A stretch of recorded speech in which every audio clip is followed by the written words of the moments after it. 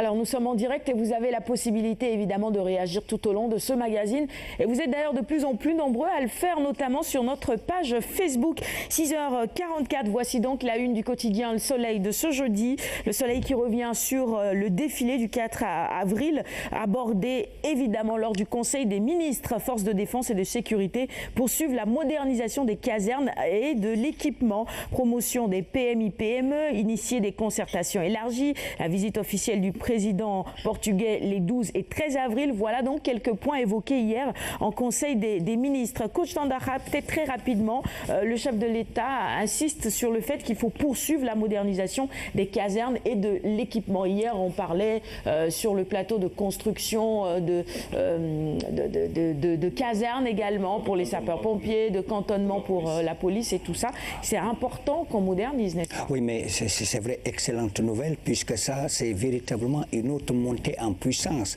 On a vu justement avec l'acquisition de l'armement nouveau, ça c'est une excellente chose. Et ceci, c'est vrai, au grand bonheur de toutes les forces de défense et de sécurité. C'est pas seulement pour les forces armées. Il est vrai qu'aujourd'hui, avec ces nouvelles acquisitions, eh bien, on a une véritable force de frappe. C'est vrai que, et surtout avec les unités de réserve générale, et donc ça, cette puissance de feu véritablement qui s'est complètement accentuée à travers ce que nous avons vu. Alors s'y ajoute la modernisation des cantonnements militaires, paramilitaires, je crois que ça vraiment c'était l'idéal, c'est vraiment un rêve qui va se réaliser. Très bien, et c'est toujours à la une du quotidien Le Soleil, hein. On poursuit justement avec ce même journal, accès à l'eau potable à Kédougou donc qui s'éloigne du stress hydrique. Dakar de Medina Gounass, les besoins en eau seront couverts. Seydou Gueye, porte-parole du gouvernement, il dit l'appel du président Sall dépasse les partis politiques. Il s'adresse évidemment à tout le monde et vous pouvez lire tous les détails de ce qu'il a eu à dire dans les colonnes du quotidien Le Soleil ce matin. Mortala Kane, c'est le directeur exécutif de la CNES. Il dit nous cherchons à créer une émergence des territoires. La place de la nation, la PR sur soi, à sa manifestation et puis la commémoration de la traite atlantique. Le mémorial de Gorée va bientôt voir le jour. Libération, à sa une, revient sur ce drame au large des côtes sénégalaises. La marine repêche 16 cadavres de pêcheurs. Ça aussi, c'est vraiment des nouvelles tragiques qu'on n'a vraiment pas envie d'entendre ni de lire dans nos quotidiens. Mais bon, ça arrive malheureusement. On en appelle à encore plus de vigilance de la part de nos pêcheurs. On parle souvent de météo et autres. Je pense qu'il est important qu'ils suivent également toutes les instructions et surtout qu'ils se protègent. Les gilets, c'est important. Mais il va de la préservation de leur vie. C'est extrêmement important. Il faut qu'ils fassent attention davantage, en tout cas, aux prévisions météorologiques. Par exemple, à Saint-Louis, ce qui s'est passé, il y a eu des pêcheurs qui sont allés en mer malgré les mises en garde de la météo. Et malheureusement, pour eux, ils ont été victimes de ces vagues-là parce que la mer étant très agitée ce jour-là, ils ont laissé leur vie pour la plupart. Donc je pense que quand on se doit d'aller en mer, avant d'aller en mer plutôt déjà, il faut se renseigner sur les prévisions, le temps qu'il fera, se munir d'un gilet, mais aussi certainement de ces nouveaux appareils-là qui permettent aux marins d'être en étroite relation, en tout cas sur le plan avec leurs collègues qui sont restés à quai. Oui. C'est extrêmement important. Il y a des moyens aujourd'hui qui sont là, qui sont mis à leur disposition. Donc je me dis c'est le minimum pour quelqu'un qui affronte tous les jours les rigueurs de la mer. C'est ça. Oui. Ouais. Et c'est un cyclone qui serait à l'origine du drame. Un cyclone qui a frappé plusieurs pirogues et comme tu disais tout à l'heure, effectivement, quand la météo donne l'alerte, il faut s'y plier. Je pense aussi, ça peut permettre évidemment de sauver des vies. On poursuit maintenant avec la une du quotidien LAS sur le fonds de solidarité emploi-retraite. 500 millions dans le vent. Nos confrères nous livrent tous les détails sur cette affaire et vous pourrez évidemment le lire dans leur colonne Sud Quotidien maintenant. Désintéressements des chefs de village, la rémunération de la discorde. Pourquoi? Réponse évidemment dans Sud Quotidien. Aujourd'hui, Vox Populi, Ousmane Tanordien parle de Khalifa Sall dans les colonnes de Vox Populi ce matin. Il dit par exemple le seul problème que nous avons, 3 points de suspension, Vous pourrez évidemment lire cela. À la page 6 notamment, il dit également, c'est ceux qui sont avec lui et qui disent qu'on ne doit pas être dans Benno Bokk Yakaar. Je suppose que c'est ça donc le problème. Et puis il finit en disant, on n'a pas de problème personnel. Poursuivons maintenant avec la une du quotidien Le Témoin sur le dossier. C'est un dossier que nos confrères nous proposent ce matin, le Parti démocratique sénégalais, le difficile retour dans l'opposition. Enquête en profondeur ce matin sur les carences ou la carence de spécialités dans la santé. La grande épidémie. Binta n'est pas sur le plateau avec nous, mais bon, on pourra évidemment revenir là-dessus avec elle. Retenez par exemple ces quelques chiffres. 8 régions sur 14 n'ont pas d'ophtalmologiste. 15 pneumologues pour tout le Sénégal, 50 radiologues, dont 1 à Thiès, les 49 restants à Dakar, 32 psychiatres. Je crois que c'est hier qu'on parlait justement de comment il faut répartir... de la forte concentration des spécialistes dans les centres urbains. Exactement, à Dakar. Les autres zones du territoire carrément sont délaissées et c'est pas bien. C'est pas bien. Et bon. Maintenant, pourquoi? Ça aussi, il faut essayer de comprendre les raisons pour pouvoir réparer cette inégalité. Walf Quotidien sur la marche improvisée, les conteneurs, les gargotes, les garages...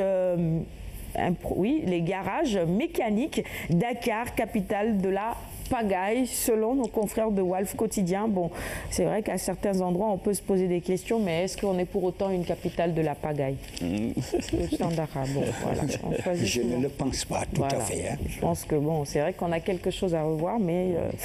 pas pour autant qu'on est la capitale de la pagaille. Allez, Réumi Quotidien maintenant. Docteur Ousmane Sen sur la coopération USA-Sénégal. Il dit « Le Sénégal est certes important aux yeux des États-Unis, mais quoi ?» Mais notre développement dépend d'abord de nous. Peut-être, je pense bien. C'est bien trouvé, ça. Je crois bien. C'est bien trouvé. Parce que les États n'ont pas d'amis, ils n'ont que des intérêts. C'est clair que les États-Unis sont certes considérés comme étant la première puissance mondiale, mais eux aussi, ils ont des priorités. Déjà, le président Trump, il a bien clarifié les choses en disant que sa priorité durant, en tout cas, son mandat, reste les États-Unis. Oui. Donc, on ne va pas s'attendre à une aide miraculeuse, par exemple, du genre plan Marshall venant de Washington. C'est clair, avec Trump, voilà, les robinets seront coupés. Déjà, il est allé dire cela, en tout cas, son secrétaire d'État est allé dire cela déjà à ses partenaires européens. Ça, c'est quand même une rupture dans les rapports, dans les relations entre les États-Unis et l'Union européenne. Pour la première fois, les États-Unis menacent de réduire, en tout cas, leur participation au financement de l'OTAN. Alors que jadis, ils étaient considérés dans un passé récent comme étant vraiment le grand frère de l'Europe. Donc c'est pour vous dire que nous, Africains, donc on a intérêt à se préparer. Et oui, et comme tu dis, c'est comme si tu avais lu ces propos exclusifs dans les colonnes de Réumi ce matin. Il parle justement des intérêts, il dit les intérêts du Sénégal d'abord. Voilà, les États n'ont que des intérêts et pas d'amis. Voilà. Vox Sport, quotidien spécialisé en sport pour poursuivre cette revue des titres. Foot, à 10 journées du terme de la Ligue 1, les tendances se dessinent. Génération Foot, leader du championnat. À la une, toujours de Vox Sport, Gorée, dernière du classement. Le syndrome de Pékin guette les insulaires. Pour le moment, en tout cas, Liverpool, blessure au genou. Sadio sera opéré et absent 2 mois. C'est à la une de Stade ce matin. On espère évidemment qu'il ira beaucoup mieux. C'est tout le mal qu'on lui souhaite. Sadio Mané, porte-toi mieux. On prie évidemment pour toi. La CAN, tous les 4 ans, en juin, juillet, c'est une décision de la CAF. Ahmad ouvre évidemment une brèche. Titre également Stade ce matin. Et puis sur la Ligue 1, toujours la 16e journée, Douane enfonce Gorée 3-1. Sounoulambe, pour finir cette revue des titres, cite après sa victoire, Zos ne pouvait pas tomber. C'est Citeux qui le dit, Zos ne pouvait pas tomber. Finalement, il est quand même tombé, Zos, dans tout ça. Et il dit également, je connais ma force de frappe, je m'entraîne en boxe depuis 2013. Et évidemment, vous avez la photo de Citeux qui est à la une de Sounoulambe, mais aussi de Zos qui se confie après son KO. Il dit, c'est inexplicable. Je n'étais pas prêt à 100%, je vais rebondir. Analyse de ces propos de Zos, coach Tandara. Il va rebondir. Bon, laissons le temps venir. On y verra beaucoup plus clair. Dans tous les cas, Zos nous a habitués souvent à des déclarations fracassantes, mais au finish, bon, pan. Voilà. Pan et KO. Au finish, pan. Oui, pan, au finish, pan. Cela veut dire ce que cela veut dire. Hein. Allez, Jeanne, tu peux nous rejoindre sur le plateau. Coly, oui, vas-y. Inexplicable, surtout pour ses supporters, oui. On s'attendait à quand même beaucoup plus de résistance. Surtout pas un KO quand même. Tu n'étais pas supporter de Zos En fait, si? Pas supporter de la lutte de façon générale, mais quand même, je m'attendais à beaucoup plus disons, de lutte de la part de Zos. Oui. Puisque, voilà, avec ses déclarations d'avant-match, quand même, et ce qu'il nous a montré, il y a quand même un fossé. Un peu comme René, hein, avec ses déclarations d'avant-match. Alioune Badara Kane, Zos dit que c'est inexplicable et qu'il n'était pas prêt à 100%. Bon, Tafa nous a fait quelques confidences hier en disant effectivement peut-être qu'il ne s'était pas bien entraîné non plus. En tout cas, les spécialistes disent que quand il s'est dévêtu, qu'il n'était pas prêt physiquement, comparé à son adversaire. Déjà, il y a cela. Deuxièmement aussi, il a le désavantage de l'âge comparé à son jeune adversaire. Oui. Déjà, on sait que dans le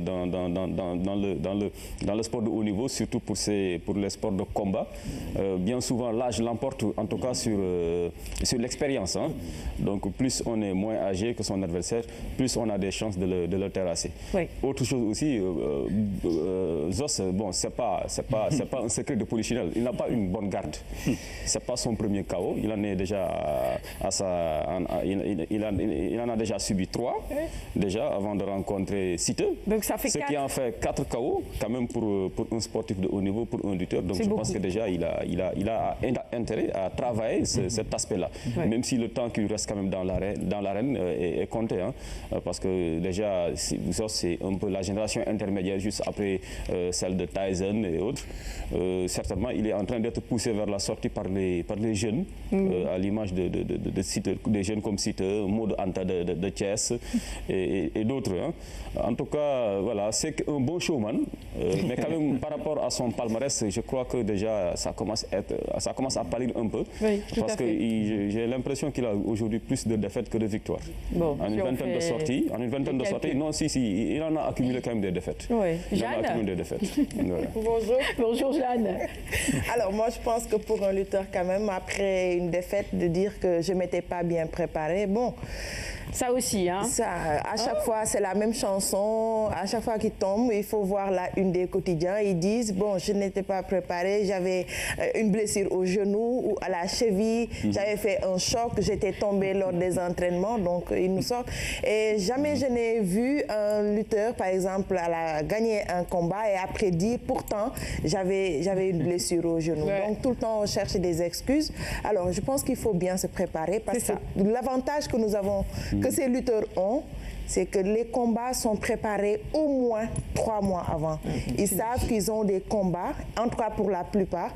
Peut-être que nous sommes des amateurs, nous n'avons pas toutes les informations, mais pour la plupart du temps, les combats sont connus et préparés vraiment, négociés, surtout avec les promoteurs, au moins 3 mois avant. Oui, et en parlant de préparation, regardez par exemple, c'est toujours dans Sounoulambe, hein, Siteu, après sa victoire, il dit « J'ai investi plus de 10 millions dans le mystique ». Est-ce que c'est ça qui a fait la différence, coach? Non, pas du tout. Hein. Et il dit qu'il s'entraîne en boxe depuis 2013. Peut-être que c'est ça qui a fait la différence. Oui, la boxe peut-être. Mais attention, moi j'ai vu un coup assez dangereux, ce qu'on appelle certainement le swing. Alors ça, c'est totalement interdit à la boxe maintenant. Et ceci a fait beaucoup de ravages, le swing. Vous savez, à la boxe, il n'y a que 3 coups, contrairement au judo où vous avez peut-être des mouvements